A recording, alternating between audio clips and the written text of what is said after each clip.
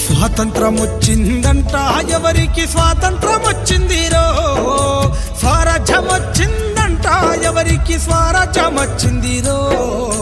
స్వాతంత్రం వచ్చిందంట ఎవరికి స్వాతంత్రం వచ్చిందిరో, స్వరాజ్యం వచ్చిందంట ఎవరికి స్వరాజ్యం వచ్చిందిరో.